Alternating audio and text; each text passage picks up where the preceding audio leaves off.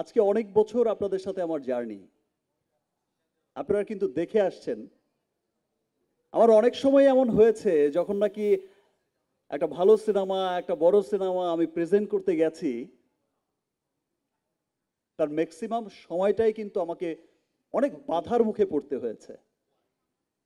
Maximum সময় কিন্তু দেখা গেছে কিছু মানুষ একত্রিত হয়েছেন, রুখবার চেষ্টা করেছেন, কিন্তু আমি তো আসলে তাদের জন্য সিনেমা বানাই না, তাদের জন্য সিনেমা করিও না। আমি সব সময় সিনেমা করি বাংলাদেশের জন্য, বাঙালির জন্য। আমি সব সময় চেষ্টা করি বাংলা সিনেমা কিভাবে পৃথিবীময় ছড়িয়ে যাবে।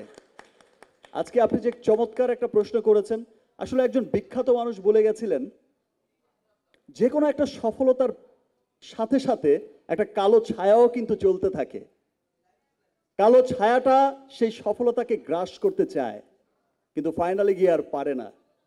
তো তুফানের যে স্টোরিটা এমন হয়েছে, কালো ছায়া চলেছে সাথে সাথে, হয়তো চলবে আরো, কিন্তু আজকের এই তুফান কেন, ইনশাল্লাহ আমি যতদিন ভালো সিনেমা করব, আমি আমার সিনেমাকে বুঝেই করব।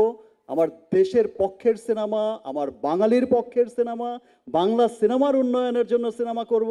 আমি কোনো কালো ছায়ার জন্য সিনেমা করব না। আর সেই ভাইবটা আমি কিন্তু, এবার কোশ্চেনে আসে, অ্যান্সারে আসে, সেই ভাইবটা কিন্তু আপনারা দেখেছেন, আমি একটু আগেও বলেছি, টিজার রিলিজের পর, ট্রেলার রিলিজের পর, this is the first time সেটার রিভিউ করছে বাঙালির বাইরে গিয়ে ইংলিশরা, সেটা রিভিউ করছে আমেরিকানরা, হোয়াইটরা, অস্ট্রেলিয়ান হোয়াইটরা, জার্মান হোয়াইটরা।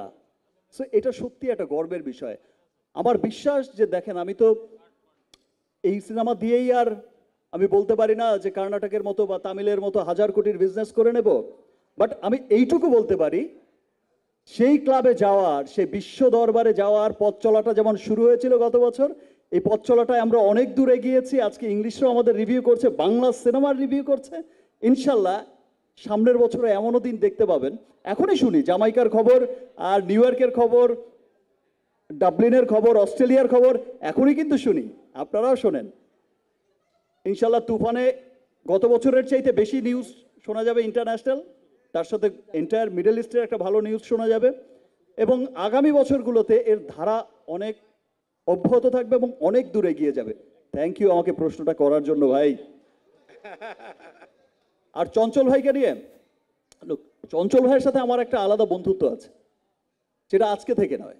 আমাদের দেখা, আমাদের আড্ডা, সে কিন্তু অনেক বছর ধরেই, অনেক বছর আগে থেকে আমরা সবসময় কিন্তু চাইতাম যে আমরা একসাথে কাজ করি, এবং আমরা সবসময় চাই যে বাংলা সিনেমার কত, চঞ্চল ভাইও কিন্তু মনে প্রাণে চেষ্টা করে যায় যে কত একটা ভালো সিনেমা মানুষকে উপহার দেবে, দর্শকদের উপহার দেবে, দেশ বিদেশ থেকে তার সুনাম করবে। আজকে যখন পদাতিকের ট্রেইলার দেখেছি, আমার এত ভালো লেগেছে। আমি কলকাতা শহরে বসেই যখন নাকি চঞ্চল ভাইকে নিয়ে কথা বলছিলাম, মানুষের এত ভালোবাসা দেখেছি, পদাতিকের গল্প শুনেছি, আমার সত্যি চঞ্চল ভাইকে নিয়ে, ইয়েস চঞ্চল ভাই আমারই বন্ধু, আর ব্যাপারটা এমনই ছিল। খুব গর্বের একটা নাম চঞ্চল ভাই। আর চঞ্চল ভাই ব্যাপারটা কিন্তু, আমি তো শুরুতেই ধন্যবাদ দিয়েছি, এবং এই যে বোঝা যে আমরা একসাথে কাজ করে, একসাথে কাঁধে কাঁধ মিলিয়েই আমাদের সিনেমাকে এগোতে হবে। রাফি বলল যে এটা অনেক আর্টিস্টই বুঝতে চায় না, সত্যি তাই। থ্যাংক ইউ চঞ্চল ভাই, এগেইন থ্যাঙ্কস।